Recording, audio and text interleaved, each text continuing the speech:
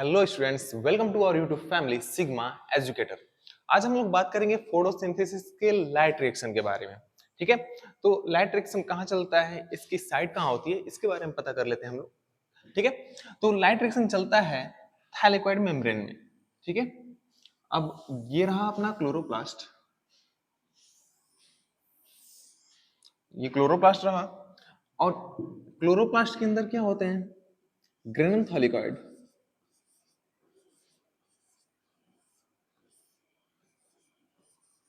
और क्या होता है, स्ट्रोमा थैलेकॉइड। और ये सभी क्या है, स्ट्रोमा, जो लिक्विड पार्ट होता है अंदर का, ये सब क्या होता है, स्ट्रोमा। और ये जो स्ट्रोमा होता है, इसमें चलता है डार्क रिएक्शन। स्ट्रोमा में क्या चलता है, डार्क रिएक्शन चलता है, डार्क रिएक्शन। और थैलेकॉइड मेम्ब्रेन, ये क्या है, thylakoid membrane, thylakoid membrane, thylakoid membrane. और इस थैलेकॉइड मेम्ब्रेन में चलता है light reaction, light reaction. Thylakoid membrane में चलता है लाइट रिएक्शन और स्ट्रोमा में चलता है डार्क रिएक्शन।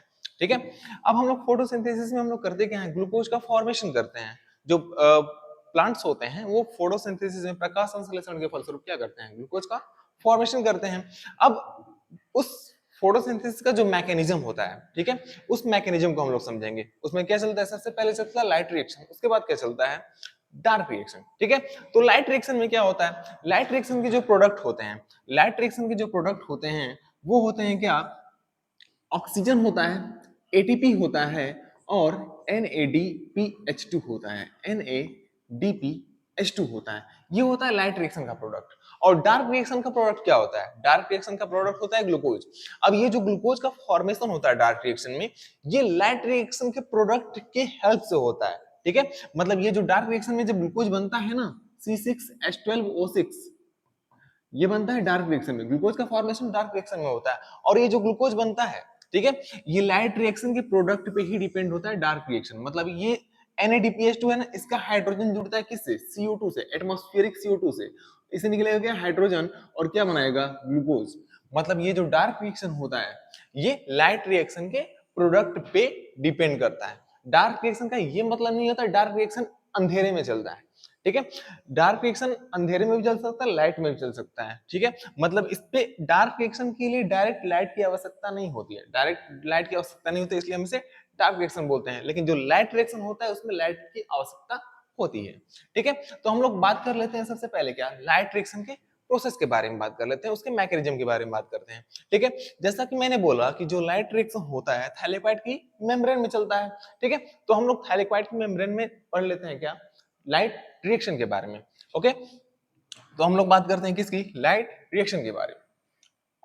ठीक है, अब ये रहा अपना क्या, थैलेकॉइड मेम्ब्रेन। जैसे मैंने क्लोरोप्लास्ट बनाया था, क्लोरोप्लास्ट के अंदर ये जो थैलेकॉइड्स मेम्ब्रेन थे। ठीक है, अब ये मैंने एक थैलेकॉइड मेम्ब्रेन को मैंने यहाँ पे बनाए रखा है। ठीक है, ये एक जो थैलेकॉइड मेम्ब्रेन है, इसी को मैंने बना रखा है। अब ये मैंने जो डबल मेम्ब्रेन बना रखा है ना, ये डबल मेम्ब्रेन नहीं है, ये सिंगल मेम्ब्रेन ही है। बस मुझे मैकेनिज्म बताना है कि लाइट रिएक्शन में मैकेनिज्म कैसे, मैकेनिज्म चलता है लाइट रिएक्शन का। ठीक है, इसलिए मैंने इसको थोड़ा चौड़ा करके बना रखा है। ठीक है, इसकी विड्थ बढ़ा रखी है, लेकिन है ये सिंगल मेम्ब्रेन ही। ऐसा नहीं कि थैलेकॉइड की जो मेम्ब्रेन होती है डबल होती है, ये है सिंगल मेम्ब्रेन ही, लेकिन मैंने इसको थोड़ा चौड़ा करके बना रखा है। ठीक है, अब लाइट रिएक्शन की मैकेनिज्म के बारे में हम लोग बात करते हैं। ठीक है, लाइट रिएक्शन के मैकेनिज्म के बारे में बात करते हैं, तो लाइट रिएक्शन में काम करते हैं क्या, फोटो सिस्टम कुछ काम करते हैं। ठीक है, फोटो सिस्टम। अब फोटो सिस्टम होते क्या हैं, तो हम थोड़ा फोटो सिस्टम के बारे में जान लेते हैं पहले। ठीक है, फोटो सिस्टम। अब फोटो सिस्टम में होता क्या है, ये जो फोटो सिस्टम होता है ना, एक तरह से ये पिगमेंट्स का ग्रुप होता है। ठीक है, पिगमेंट्स जैसे जो हायर प्लांट्स होते हैं, जैसे हमारा जो चैप्टर है, ये 11th का जो चैप्टर है, फोटोसिंथेसिस इन हायर प्लांट। और ये जो हायर प्लांट्स होते हैं, इनमें कुछ पिगमेंट्स होते हैं, वर्णक होते हैं। ठीक है, अब ये जो पिगमेंट्स होते हैं, ये कौन से होते हैं, क्लोरोफिल ए, क्लोरोफिल बी और कैरोटीनॉइड्स। अब यही होते हैं पिगमेंट्स। ठीक है, और ये अपने हायर प्लांट्स में मिलते हैं। ठीक है, क्लोरोफिल ए, क्लोरोफिल बी और कैरोटीनॉइड्स। और ये जो क्लोरोफिल्स होते हैं, इन्हीं कारण जो प्लांट्स होते हैं ग्रीन कलर के होते हैं। ठीक है, जो ग्रीन कलर होता है प्लांट्स का या पत्तियों का, वो क्लोरोफिल्स के कारण ही होता है। ये स्टेम्स ग्रीन कलर के होते हैं या फ्रूट्स ग्रीन कलर के होते हैं, ये सभी क्लोरोफिल्स के कारण होते हैं। और ये जो येलो कलर होता है, येलो कलर होता है कैरोटीनॉइड्स के कारण, ठीक है। अब ये जो फोटो सिस्टम की मैंने बात की, जैसे हम लोग लाइट रिएक्शन पढ़ेंगे तो इसमें कुछ टर्म्स आएंगे, photo system 1, photo system second, photo system first and photo system second, ठीक है। अब ये फोटो सिस्टम होता क्या है? तो ये जो फोटो सिस्टम है, ये एक तरह से होता है कि जो पिगमेंट्स हैं, पिगमेंट्स का ही ग्रुप होता है, ठीक है। फोटो सिस्टम के बारे में बात कर लेते हैं। फोटो सिस्टम, फोटो सिस्टम और pigment system.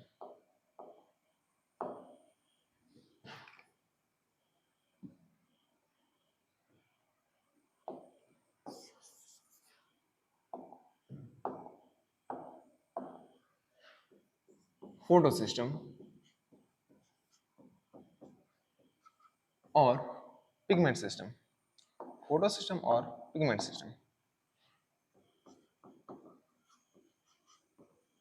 Pigment system, photo system या पिगमेंट सिस्टम, मतलब ये जो पिगमेंट्स होते हैं एक दूसरे से एक सिस्टम के फॉर्म में मतलब जुड़े होते हैं, सिस्टम के रूप में काम करते हैं, ये सिस्टम मतलब मिलकर काम करते हैं।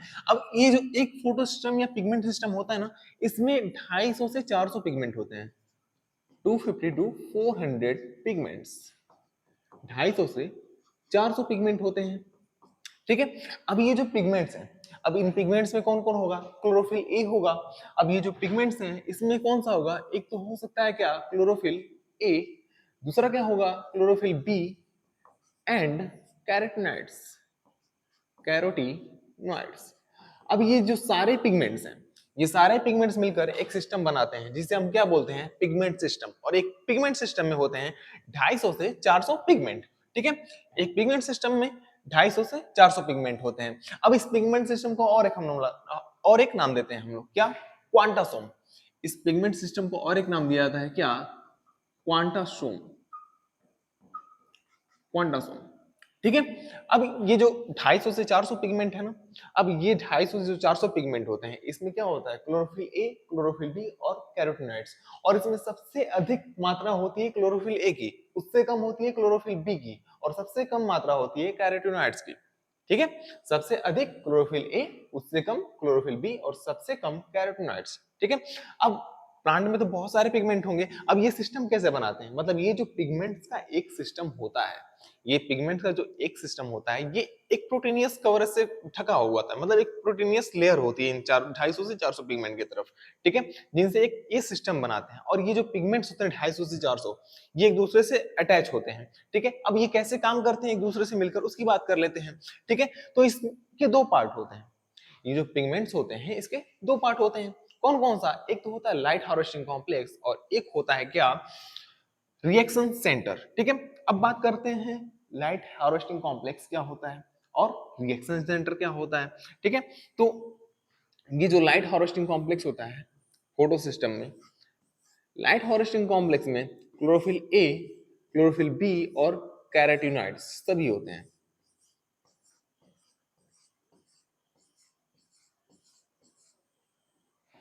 और साथ ही साथ इसमें होता है क्या, रिएक्शन सेंटर। रिएक्शन सेंटर में जैसे ये मैंने जो पार्ट बना रखा है ना, ये फोटो सिस्टम है, ये पूरा है क्या है, फोटो सिस्टम है। इसमें क्या 250 से 400 पिगमेंट है।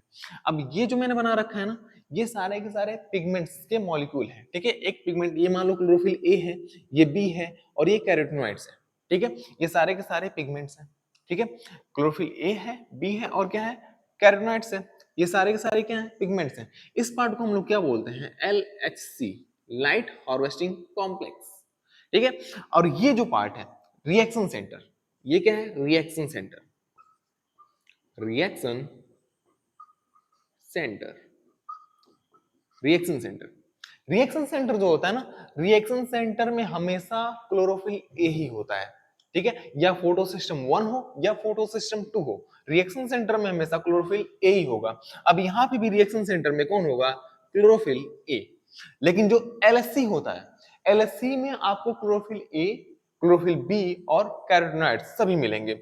लेकिन रिएक्शन सेंटर में आपको केवल क्लोरोफिल ए ही मिलेगा। और जो फोटो सिस्टम से इलेक्ट्रॉन्स निकलते हैं, इलेक्ट्रॉन हमेशा क्लोरोफिल ए से ही निकलेगा, ठीक है।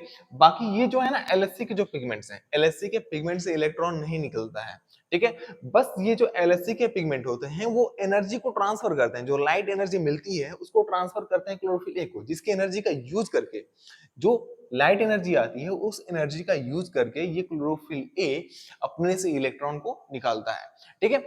मतलब जैसे मान लीजिए अब यहां से लाइट पड़ी, सनलाइट आई, अब इस लाइट को क्या करेंगे, ये जो पिगमेंट्स हैं ये पिगमेंट्स एक एक दूसरे को क्या ट्रांसफर करेंगे, लाइट एनर्जी को ट्रांसफर करेंगे और ये कहां पे पहुंचाएंगे, एलएससी से क्लोरोफिल ए के पास। अब जैसे ही ये लाइट क्लोरोफिल ए के पास आएगी, जब जैसे ही ये लाइट क्लोरोफिल ए के पास आएगी, ये क्लोरोफिल ए अपना इलेक्ट्रॉन ट्रांसफर करेगा, ठीक है। और यही जो इलेक्ट्रॉन्स हैं, जो पिगमेंट सिस्टम से निकले हुए इलेक्ट्रॉन्स हैं, यही लाइट रिएक्शन को चलाने का काम करते हैं, ठीक है। यही मेन इलेक्ट्रॉन नहीं होता है, जो क्लोरोफिल ए से निकला हुआ इलेक्ट्रॉन है ना, इसी से हम लोग लाइट रिएक्शन को पढ़ेंगे और यही इलेक्ट्रॉन्स को लाइट रिएक्शन को चलाते हैं, ठीक है। अब रिएक्शन सेंटर में हमेशा कौन होता है, क्लोरोफिल ए होता है, लेकिन एलएससी में क्लोरोफिल ए, क्लोरोफिल बी और कैरोटीनॉइड्स होंगे, सी डी ई, ये सभी हमको लोअर प्लांट्स लाइक एल्गी में मिलते हैं, ये सभी जो क्लोरोफिल्स हैं। लेकिन अपने को पढ़ना है क्या, हायर प्लांट्स में, फोटोसिंथेसिस इन हायर प्लांट। तो हायर प्लांट्स में क्लोरोफिल ए होता है, क्लोरोफिल बी होता है और कैरोटीनॉइड्स, बस यही तीनों पिगमेंट्स होते हैं हायर प्लांट्स में, ठीक है। तो अब तीन पिगमेंट्स होते हैं तो एलएससी में तीन पिगमेंट ही होंगे, कौन कौन से, क्लोरोफिल ए, क्लोरोफिल बी और कैरोटीनॉइड्स होंगे। लेकिन रिएक्शन सेंटर में हमेशा क्लोरोफिल ए ही होगा, रिएक्शन सेंटर में हमेशा क्लोरोफिल ए ही होगा। और ये जो इलेक्ट्रॉन्स निकलते हैं, इलेक्ट्रॉन हमेशा क्लोरोफिल ए से ही निकलेंगे, ठीक है। लेकिन और जो अब इलेक्ट्रॉन हमेशा क्लोरोफिल ए से ही निकलेंगे, तो जो बाकी जो पिगमेंट्स हैं एलएससी में, इनका काम क्या है भाई, अब इलेक्ट्रॉन निकल रहे हैं किससे, क्लोरोफिल ए से, तो बाकी जो पिगमेंट्स हैं इनका तो कुछ काम होना चाहिए ना, तो इनका काम क्या है, ये बस क्या करते हैं कि जो लाइट एनर्जी आई है इस पे, जो लाइट एनर्जी इस पे फॉल हुई है, उसको इकट्ठा करते हैं, कलेक्ट करते हैं और पूरी एनर्जी को ट्रांसफर कहाँ करते हैं, क्लोरोफिल ए के पास, यानी रिएक्शन सेंटर के पास। और जैसे ही ये लाइट एनर्जी क्लोरोफिल ए के पास आती है, क्लोरोफिल ए इलेक्ट्रॉन को ट्रांसफर करता है, निकालता है उसे, मतलब रिलीज होता है, और यही जो इलेक्ट्रॉन होते हैं अपने लाइट रिएक्शन को चलाने का काम करते हैं, ठीक है।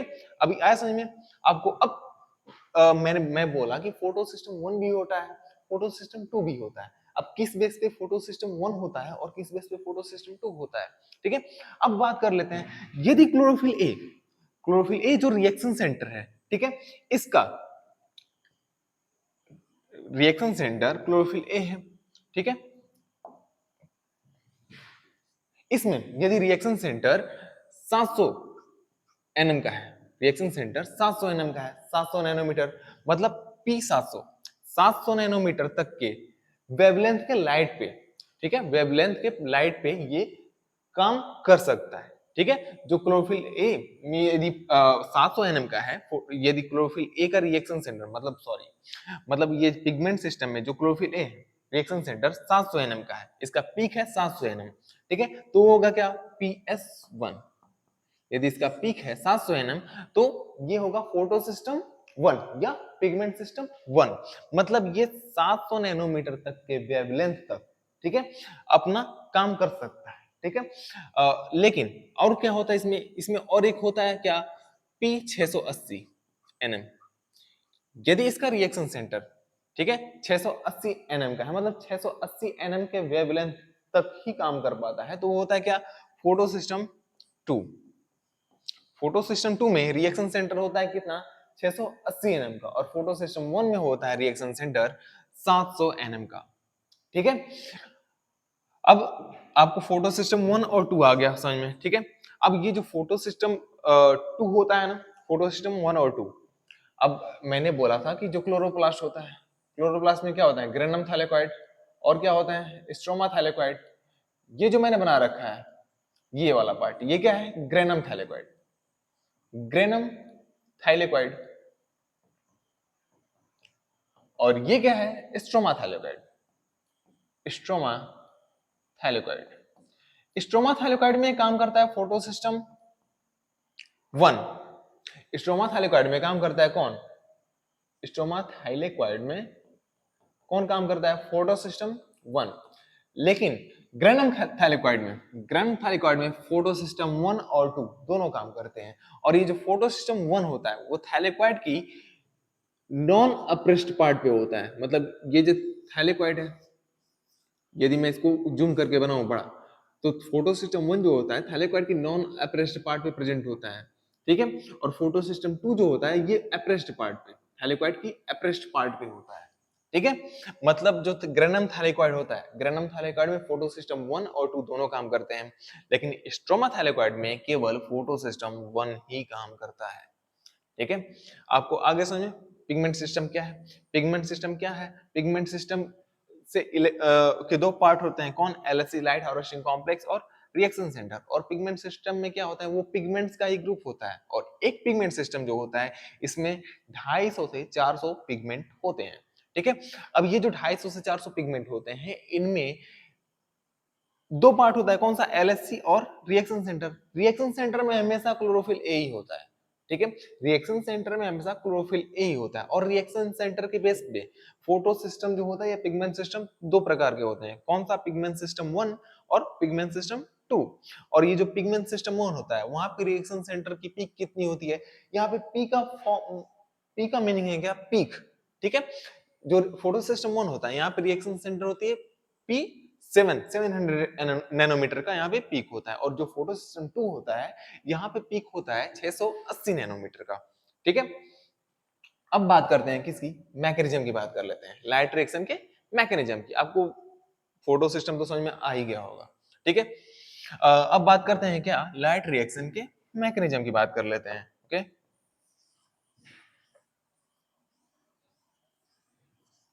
लाइट रिएक्शन कहाँ चलती है? लाइट रिएक्शन चलती है कहाँ पे? थैलेकॉइड की मेम्ब्रेन में। थैलेकॉइड की मेम्ब्रेन में लाइट रिएक्शन कहाँ चलती है? तो थैलेकॉइड की मेम्ब्रेन में, ठीक है।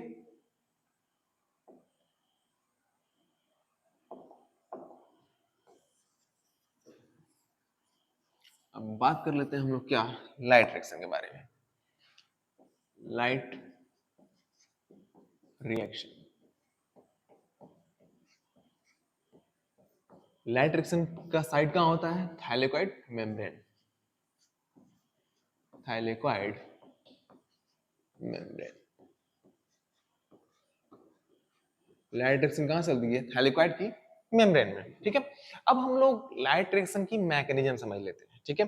मैंने बोला था कि स्टार्टिंग में मैंने बोला कि जो लाइट रिएक्शन होता है थैलेकॉइड की मेम्ब्रेन में चलता है, और डार्क रिएक्शन जो होता है वो थैलेकॉइड सॉरी जो डार्क रिएक्शन होता है वो कहाँ पे चलता है? स्ट्रोमा में चलता है, ठीक है। और ये जो डार्क रिएक्शन होता है वो लाइट रिएक्शन के प्रोडक्ट पे ही डिपेंड करता है। मतलब लाइट रिएक्शन का जो प्रोडक्ट होता है उसी से क्या चलता है? डार्क रिएक्शन चलता है। और लाइट रिएक्शन कहाँ चलता है? लाइट रिएक्शन थैलेकॉइड की मेम्ब्रेन में चलता है। और मैंने बोला था कि लाइट रिएक्शन का जो प्रोडक्ट होता है वो क्या होता है? ऑक्सीजन होता है, एटीपी होता है, और क्या होता है? NADPH2 होता है। और डार्क रिएक्शन में क्या होता है? ये जो NADPH2 एटीपी हैं इनका यूज करके डार्क रिएक्शन में क्या फॉर्म होता है? ग्लूकोज का फॉर्मेशन होता है। और ये डार्क रिएक्शन चलता है कहाँ पे? स्ट्रोमा में चलता है, क्लोरोप्लास्ट के स्ट्रोमा में चलता है, ठीक है। अब मैंने ये जो डायग्राम बना रखा है ना थैलेकॉइड का है, ठीक है। अब ये जो थाइलेकॉइड का जो इंटरनल वाला पार्ट है, ये वाला पार्ट, इसे हम क्या बोलते हैं? ल्यूमेन, ठीक है। अब जैसे मान लीजिए ये क्या है? क्लोरोप्लास्ट है, ये क्लोरोप्लास्ट है। इसमें क्या है? ये ग्रेनम थाइलेकॉइड है। मैंने एक ग्रेनम थाइलेकॉइड को लिया है। अब इस वाले पार्ट को मैंने क्या बोला था? स्ट्रोमा। मतलब यदि मैं इस ग्रेनम को मैं बाहर निकाल कर यहाँ बनाऊं, ठीक है, तो ये बीच वाला जो पार्ट होता है ना इसे हम नाम देते हैं क्या? ल्यूमेन, ठीक है। अब इसके जो बाहर वाला पार्ट है ये सारा, ये सब क्या हो जाएगा? ये हो जाएगा स्ट्रोमा।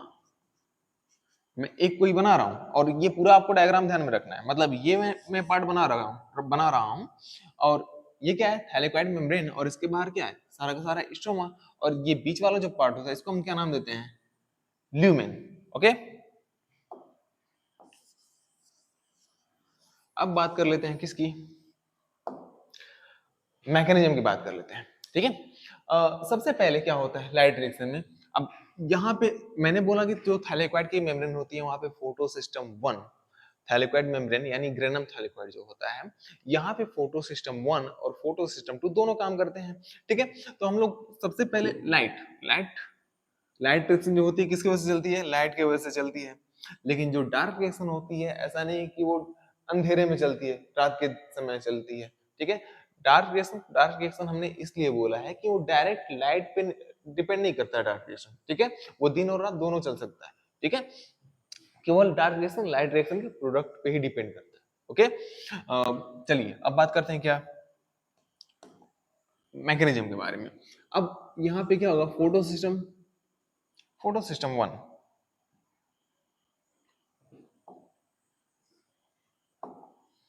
Photo system first. ठीक है, अब फोटो सिस्टम फर्स्ट पे जैसे ही लाइट गिरती है, जैसे लाइट गिरी, यहां से लाइट फॉल हुई। अब लाइट गिरी तो फोटो सिस्टम फर्स्ट से मैंने बोला कि इसमें क्या होता है, एलएससी फोटो सिस्टम में क्या होता है, लाइट हार्वेस्टिंग कॉम्प्लेक्स और रिएक्शन सेंटर।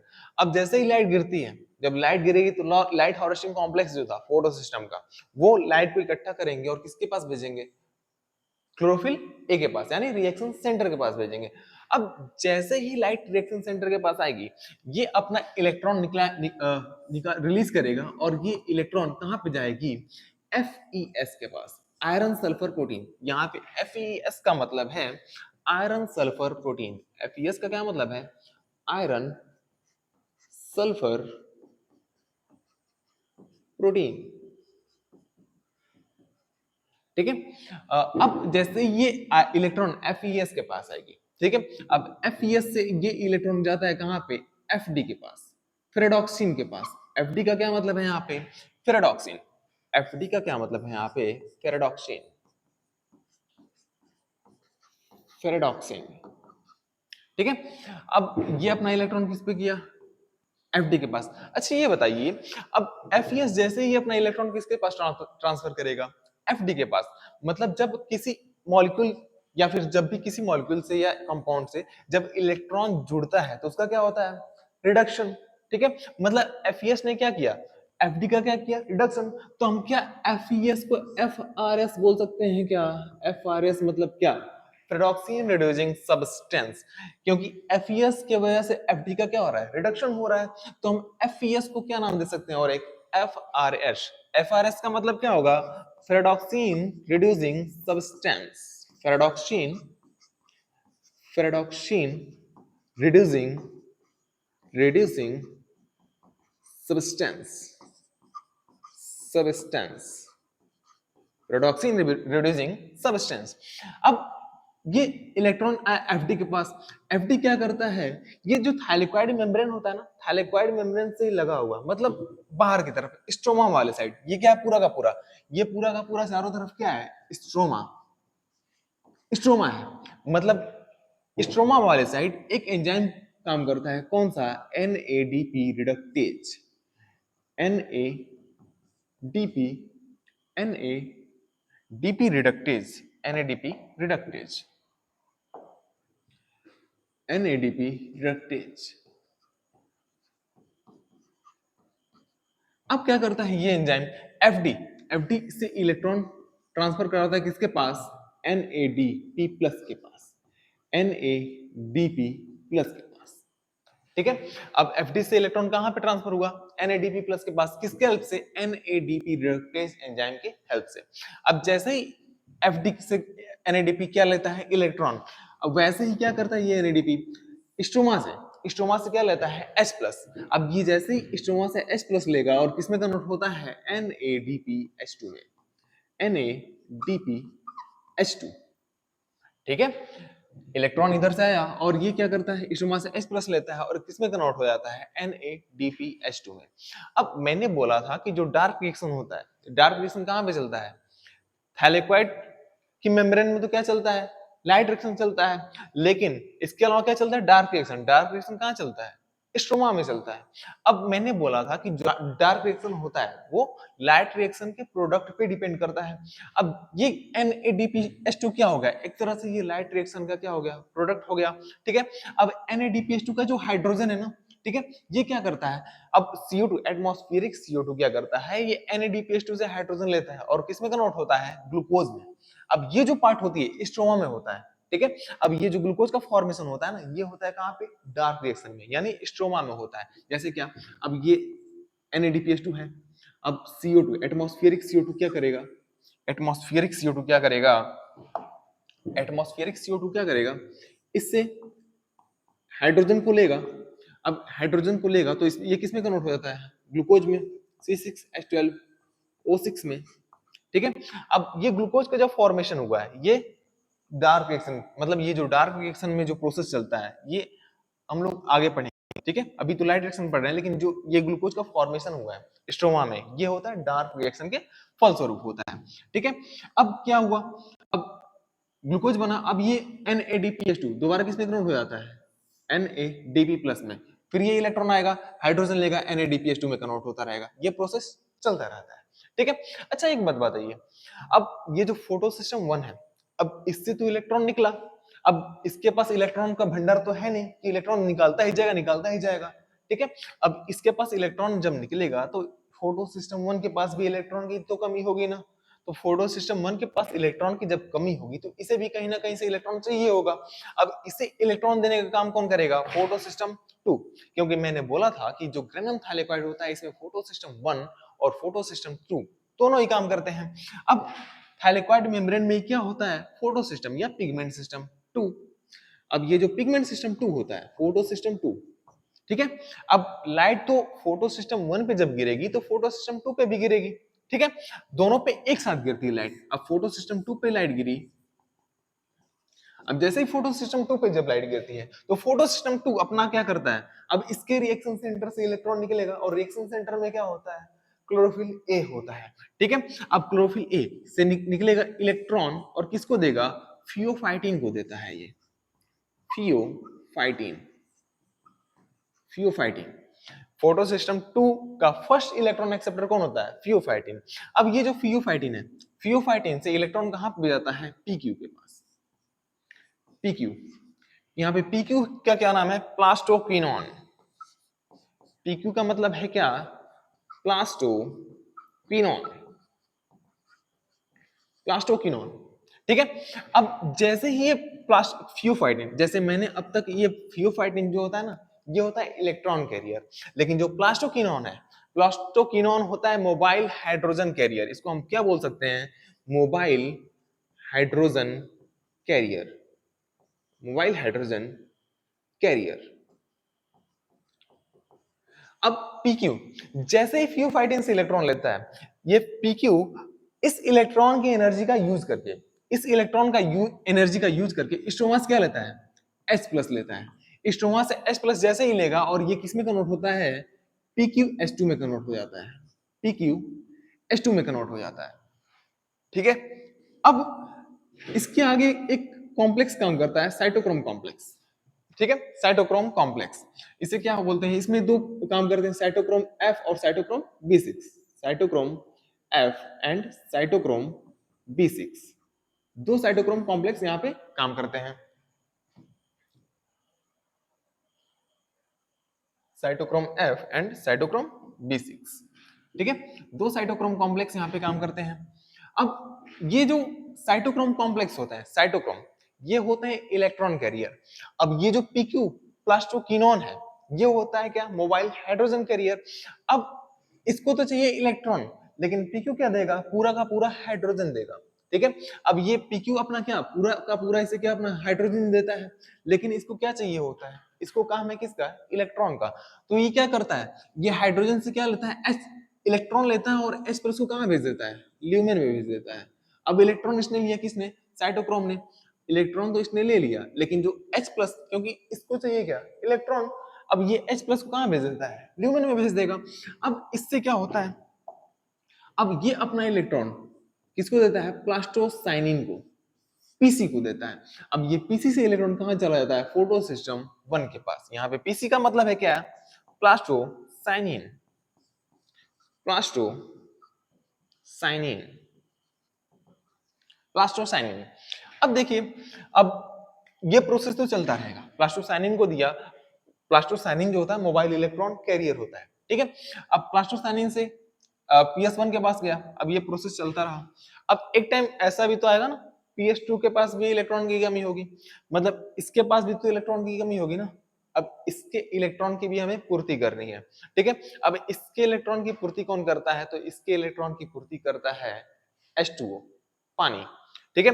अब H2O, अब ये जो फोटो सिस्टम 2 होता है ना, इसके पास एक कॉम्प्लेक्स होता है जिसको हम नाम देते हैं क्या, oxygen evolving complex, oxygen evolving complex, OEC। OEC का यहाँ पे मतलब क्या है, oxygen evolving complex, oxygen evolving complex, oxygen evolving complex,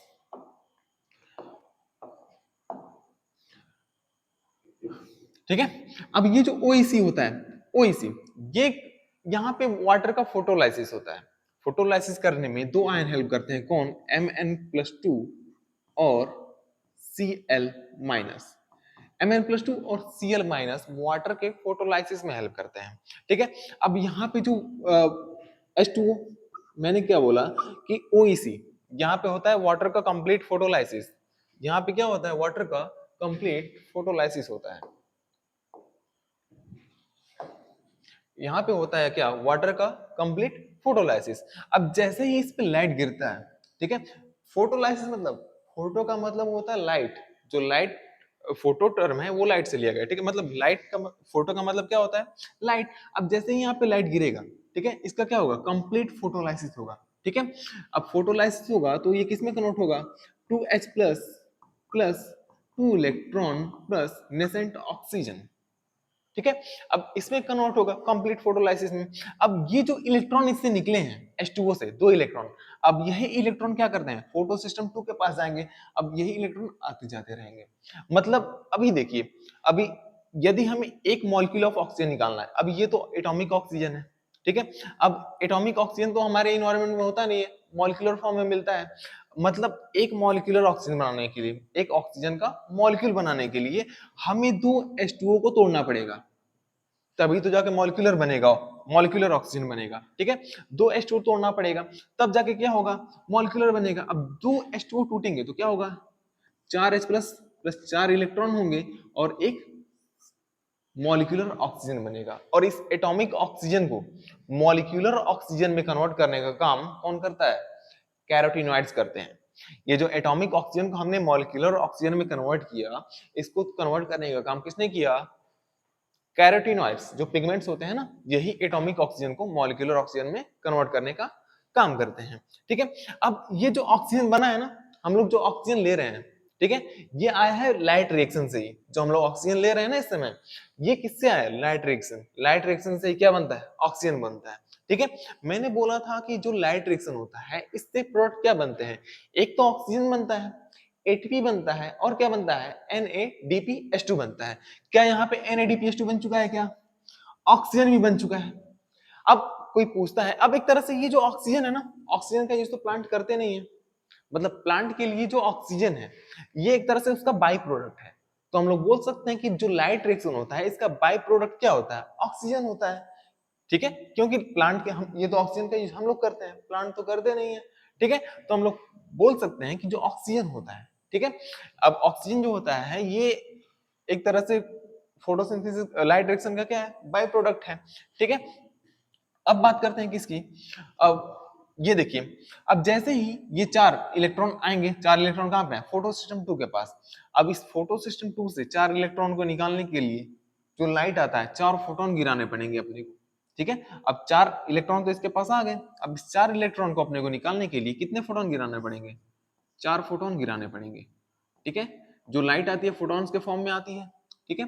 अब यहां से चार फोटॉन जाएंगे तो यहाँ पे क्या होगा, चार इलेक्ट्रॉन निकलेंगे, चार इलेक्ट्रॉन, हर जगह क्या, चार चार इलेक्ट्रॉन हो जाएंगे,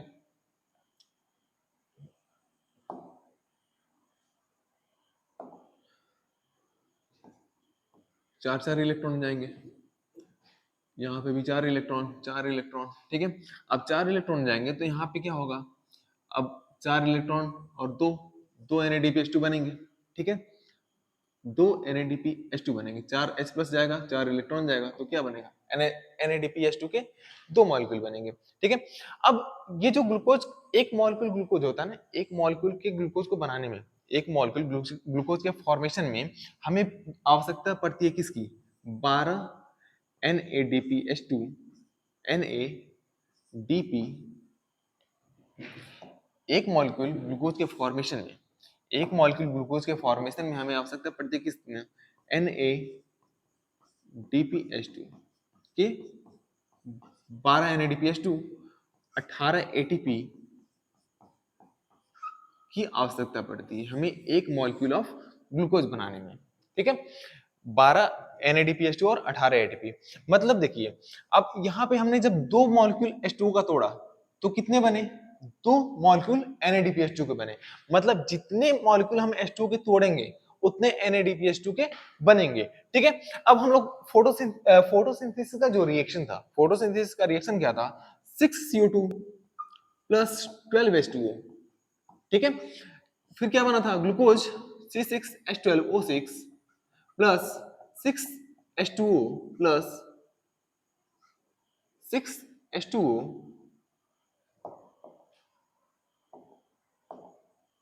6H2O plus 6O2 6H2O plus 6O2। ठीक है, अब ये जो ग्लूकोज बना है, ठीक है, मतलब 12 H2O का यूज हुआ है। जब 12 H2O के मॉलिक्यूल टूटेंगे तो 12 NADPH2 बनेंगे। मतलब एक ग्लूकोज को बनाने के लिए हमें 12 H2O की आवश्यकता पड़ रही है। ठीक है, तो क्या, जब 12 H2O टूटेंगे तो कितने NADPH2 बनेंगे, 12। ठीक है, मतलब 12 NADPH2, मतलब एक ग्लूकोज को बनाने के लिए हमें कितनी NADPH2 की आवश्यकता बनेगी, 12 NADPH2। मतलब जितने H2O टूटेंगे उतने NADH2 बनेंगे, NADPH2 बनेंगे, 12 NADPH2 बने। ठीक है, अब देखिए, अब जैसे जैसे ही ये प्रोसेस आगे बढ़ेगा तो क्या हमें ल्यूमेन में क्या H प्लस बढ़ते दिख रहे हैं, क्या H प्लस बढ़ते रहेंगे। साथ ही साथ ये जो हाइड्रोजन टूट रहा है, H2O टूट रहा है, अब इसके भी H प्लस आएंगे। H प्लस किसके, एक जो स्ट्रोमा से कहां पे आया था, ल्यूमेन में आया, और ये जो H2O टूटा, इसके भी तो हाइड्रोजन बढ़ेंगे ना, H प्लस। अब जैसे ही H प्लस बढ़ते हैं यहाँ पे, ठीक है, जैसे यहाँ पे H प्लस बढ़ते हैं, जैसे ही H प्लस की सांद्रता, H प्लस कॉन्सेंट्रेशन यहाँ पे बढ़ता है, H प्लस का कॉन्सेंट्रेशन ल्यूमेन में बहुत ज्यादा बढ़ जाता है, तो क्या होता है, पोटेंशियल यहाँ पे प्रोटॉन ग्रेडियंट डेवलप हो जाता है। प्रोटॉन ग्रेडियंट मतलब इधर क्या होगा, H प्लस सांद्रता, H प्लस का कॉन्सेंट्रेशन कम होगा, इधर H प्लस का कॉन्सेंट्रेशन ज्यादा होगा। अब इधर H प्लस का कॉन्सेंट्रेशन कम है, इधर H प्लस का कॉन्सेंट्रेशन ज्यादा है, तो क्या होगा, प्रोटॉन ग्रेडियंट डेवलप होगा। और जैसे ही प्रोटॉन ग्रेडियंट डेवलप होता है, ठीक है, ये ल्यूमेन में जो प्रोटॉन्स हैं ये किससे निकलेंगे, CF0 CF1 पार्टिकल, इसे हम नाम देते हैं क्या, CF0 CF1 particle. CF0 CF1 particle से ये जो H प्लस है, CF0 CF1 पार्टिकल से ये जो H प्लस है बाहर निकलना शुरू होते हैं। ठीक है, अब जैसे ही ये H प्लस बाहर निकलते हैं, मतलब ये बहुत अधिक कॉन्सेंट्रेशन में है H प्लस का कॉन्सेंट्रेशन बहुत ज्यादा है यहाँ पे। अब बहुत ज्यादा होती है तो बहुत स्पीड से, मतलब बहुत ज्यादा फोर्स से यहाँ से निकलते हैं, मतलब पूरा, मतलब ज्यादा अमाउंट में निकलते हैं। जैसे ही ज्यादा अमाउंट में निकलते हैं ना, तो ये जो CF0 CF1 पार्टिकल है ये होलो स्ट्रक्चर होता है एक तरह से। मान लीजिए ये जो पेन है, पेन में बीच में क्या है, होलो स्ट्रक्चर है। अब जैसे ये फोर्स से निकलेंगे, निकलते हैं बाहर, तो इसके वॉल्स से, इसकी दीवारों से ये H प्लस कैंस टकराते हैं। अब जैसे इससे टकराते हैं तो इसमें कुछ मूवमेंट होता है, कॉन्फॉर्मेशनल चेंज होता है। अब जैसे ये कॉन्फॉर्मेशनल चेंज होता है तो यहाँ पे क्या होता है, एक रिएक्शन चलता है। ठीक है, अब यहाँ पे जो CF0 CF1 पार्टिकल है ना, एक एंजाइम की तरह काम करता है, एटीपेज। ठीक है, अब यहाँ पे क्या करता है, इस एंजाइम की वजह से एक रिएक्शन चलता है, क्या, यहाँ पे जुड़ता है ADP, इनऑर्गेनिक फॉस्फेट से जुड़ता है और क्या बनाता है, ATP। ऐसे यहाँ पे क्या हुआ, ATP का फॉर्मेशन होता है। ठीक है, यहाँ पे, ठीक है, जब H प्लस ल्यूमेन से स्ट्रोमा की तरफ जाते हैं, किसके द्वारा, एटीपेज या CF0 CF1 पार्टिकल के द्वारा, तो क्या बनता है, ATP। ठीक है, अब ऐसे ही एक molecule of glucose, dark reaction में जो ग्लूकोज बनता है, ग्लूकोज के एक मॉलिक्यूल के फॉर्मेशन के लिए हमें किसकी आवश्यकता पड़ती है? 12 NADPH2, 12 NADPH2 और 18 ATP की आवश्यकता पड़ती है। ठीक है, अब ये जो NADPH2 और ATP बने हैं, ये कहां पे बने हैं? ये कहां पे बने हैं? लाइट रिएक्शन में बने हैं। ठीक है, मतलब अब लाइट रिएक्शन से आपसे क्वेश्चन क्या पूछेगा? ठीक है, अच्छा ये बताइए, जब हमने जो इलेक्ट्रॉन दिया तो क्या जब इलेक्ट्रॉन गया तो दोबारा फोटो सिस्टम फर्स्ट सेकंड के पास आ गया क्या? मतलब ये जो लाइट, जो इलेक्ट्रॉन निकला है, ये क्या होता है? मतलब एक तरह का नॉन साइक्लिक प्रोसेस है। यदि ये जो इलेक्ट्रॉन फोटो सिस्टम सेकंड से निकला है, ये दोबारा ये फोटो सिस्टम सेकंड के पास ही आ जाता, तब तो ये क्या होता? साइक्लिक होता। लेकिन क्या ये इलेक्ट्रॉन, लास्ट इलेक्ट्रॉन कौन किसके पास गया? NADP प्लस के पास गया। ठीक है, मतलब ये क्या है? ये लाइट रिएक्शन का एक क्या है? नॉन साइक्लिक प्रोसेस है। ठीक है, इसके साथ ही क्या चलता है? एक साइक्लिक प्रोसेस भी चलता है। ठीक है, फोटो लाइट रिएक्शन में एक साइक्लिक प्रोसेस भी चलता है। वो भी कहां चलता है? थैलेकॉइड की मेम्ब्रेन्स में ही चलते हैं। ठीक है, अब साइक्लिक प्रोसेस में क्या होता है? अब बात कर लेते हैं इसमें क्वेश्चन क्या बनेंगे आपके, कि जैसे नॉन साइक्लिक जो फोटोफॉस्फोराइलेशन होता है, इसमें फोटो सिस्टम सेकंड का फर्स्ट इलेक्ट्रॉन एक्सेप्टर कौन होता है? तो फोटो सिस्टम सेकंड का फर्स्ट इलेक्ट्रॉन एक्सेप्टर होता है कौन? फियोफाइटिन। फोटो सिस्टम सेकंड का फर्स्ट इलेक्ट्रॉन एक्सेप्टर कौन होता है? फियोफाइटिन। और फोटो सिस्टम फर्स्ट का फर्स्ट इलेक्ट्रॉन एक्सेप्टर कौन होता है? आयरन सल्फर प्रोटीन या FRS। यदि आपको क्वेश्चन में आयरन सल्फर प्रोटीन या FRS नहीं दे रखा है तो photo system first electron acceptor कौन होगा? फेराडॉक्सिन होगा। ठीक है, और साथ ही साथ फोटो सिस्टम लाइट रिएक्शन के नॉन साइक्लिक प्रोसेस के, इसे लाइट रिएक्शन के नॉन साइक्लिक प्रोसेस के प्रोडक्ट कौन कौन से होते हैं? ATP होता है, NADPH2 होता है और ऑक्सीजन होता है। ठीक है, ATP, NADPH2 और ऑक्सीजन होते हैं। ये क्या? इसके प्रोडक्ट है नॉन साइक्लिक प्रोसेस के। अब बात कर लेते हैं क्या? साइक्लिक प्रोसेस की।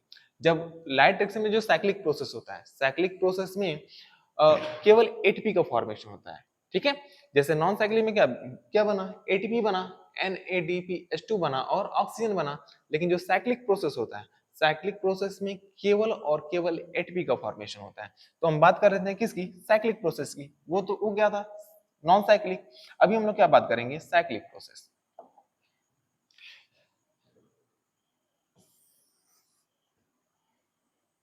जैसे मान लीजिए ये क्या है? थैलेकॉइड मेम्ब्रेन में मैं बना रहा हूँ। ये क्या है? Thylakoid membrane. क्या थैलेकॉइड की मेम्ब्रेन पे ATPase भी था ना, CF0 CF1 पार्टिकल था।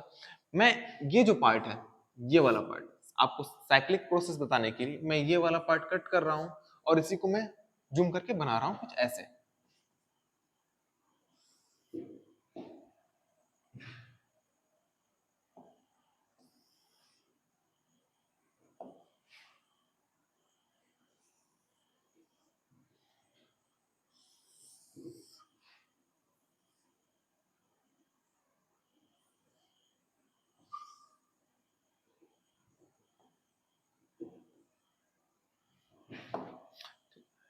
ये वाला मैंने, ये पार्ट, ये पोर्शन मैंने कट किया है और इसी को हमने क्या किया है? जूम करके बना दिया है यहाँ पे। ठीक है, अब अपने को यहाँ पे लाइट रिएक्शन की साइक्लिक प्रोसेस के बारे में समझना है। ठीक है, अब साइक्लिक प्रोसेस में केवल फोटो सिस्टम 1 काम करता है। Photo system 1। ठीक है, अब जैसे ही फोटो सिस्टम 1 के पास लाइट गिरती है, ये अपना इलेक्ट्रॉन किसको देता है? फोटो सिस्टम 1 के पास जैसे ही लाइट गिरता है, ये अपना इलेक्ट्रॉन देता है FRS, फेरेडॉक्सिन रिड्यूसिंग सब्सटेंस या FES। ठीक है, और ये FRS अपना इलेक्ट्रॉन किसको देता है? फेरेडॉक्सिन को। ठीक है, फेरेडॉक्सिन से इलेक्ट्रॉन कहाँ जाता है? साइटोक्रोम, साइटोक्रोम F के पास। और इससे इलेक्ट्रॉन कहाँ जाता है? PQ के पास। PQ क्या होता है? मोबाइल हाइड्रोजन कैरियर होता है। अब जैसे ये इलेक्ट्रॉन कहाँ पे आता है? PQ के पास। ये इलेक्ट्रॉन की एनर्जी का यूज करके हाइड्रोजन को लेता है कहाँ से? स्ट्रोमा से। और किस में कन्वर्ट होता है? PQH2 में कन्वर्ट होता है। ठीक है, PQH2 में कन्वर्ट होता है। अब ये अपना इलेक्ट्रॉन किसको देता है? साइटोक्रोम B6, साइटोक्रोम B6 के पास। और ये साइटोक्रोम B6 अपना इलेक्ट्रॉन देता है प्लास्टो साइनिंग को। और ये अपना इलेक्ट्रॉन किसको देता है? फोटो सिस्टम 1 को देता है। अब जैसे ही ये साइटोक्रोम B6, साइटोक्रोम जो होते हैं वो मोबाइल इलेक्ट्रॉन कैरियर होते हैं। अब ये इलेक्ट्रॉन इसके पास आता है तो ये अपना हाइड्रोजन कहाँ पे दे देता है? ल्यूमेन में। ल्यूमेन। ये पूरा पार्ट क्या है? स्ट्रोमा। ये क्या है? ल्यूमेन। ल्यूमेन कैसे? जब ये वाला पार्ट कट करेंगे तो ये वाला पार्ट क्या है? ल्यूमेन है। अब ये बाहर वाला सब सभी पूरा का पूरा पार्ट क्या है? स्ट्रोमा है। ठीक है, तो ल्यूमेन वाला कहाँ पे पार्ट आएगा? नीचे, और ऊपर क्या आएगा? स्ट्रोमा। ठीक है, अब इसमें क्या होता है, अब जैसे ही ल्यूमेन में H प्लस का कंसंट्रेशन बढ़ता रहता है, ठीक है, यदि आपको नॉन साइक्लिक फोटोफॉस्फोराइलेशन समझ में आ गया है तो साइक्लिक में कुछ नहीं है। ठीक है, अब ये H प्लस आएगा जब H प्लस का कंसंट्रेशन कहाँ बढ़ता है? ल्यूमेन में। अब H प्लस का कंसंट्रेशन ल्यूमेन में बढ़ता है तो ये H प्लस CF0 CF1 से बाहर जाता है और क्या बनेगा? यहाँ पे एक रिएक्शन चलेगा, क्या? ADP जुड़ेगा किससे? इन ऑर्गेनिक फॉस्फेट से, और क्या बनाएगा? ATP। तो हम लोग बोल सकते हैं क्या, ये क्या है? एक लाइट रिएक्शन का एक क्या है? साइक्लिक प्रोसेस है। अब ये जो ATP का फॉर्मेशन हुआ है, क्या लाइट की वजह से हुआ है? तो हम इसको क्या नाम देते हैं? फोटोफॉस्फोराइलेशन। Photo phospho phosphorylation. ठीक है, साइक्लिक प्रोसेस का प्रोडक्ट क्या है? और ये क्या है? लाइट रिएक्शन का साइक्लिक प्रोसेस। इसके पहले हमने क्या पढ़ा था? लाइट रिएक्शन का नॉन साइक्लिक प्रोसेस। अब साइक्लिक का जो प्रोडक्ट होता है केवल एटीपी होता है। ठीक है, अब आपके माइंड में आएगा कि केवल हम लोग नॉन साइक्लिक प्रोसेस से ही हम लोग तो ग्लूकोज का फॉर्मेशन कर सकते हैं, क्योंकि उसमें एटीपी और एनएडीपीएच2 बनता ही बनता है। ठीक है, तो लाइट रिएक्शन में नॉन साइक्लिक प्रोसेस के साथ साइक्लिक प्रोसेस इसलिए चलता है क्योंकि बस फोटोसिंथेसिस की एफिशिएंसी को बढ़ाने के लिए, कि जो एटीपी की कमी हो या फिर उसको मेंटेन करने के लिए साइक्लिक प्रोसेस भी चलता रहता है उसमें। ठीक है, साइक्लिक प्रोसेस और नॉन साइक्लिक प्रोसेस, मतलब नॉन साइक्लिक प्रोसेस के साथ जो साइक्लिक प्रोसेस चलता है केवल फोटोसिंथेसिस की एफिशिएंसी यानी दक्षता को बढ़ाने के लिए चलता है। ठीक है, बस लाइट रिएक्शन में इतना ही। ठीक है, थैंक यू। यदि आपको वीडियो पसंद आया हो तो वीडियो को लाइक करना ना भूलें और हमारे चैनल को सब्सक्राइब करना जरूर करें।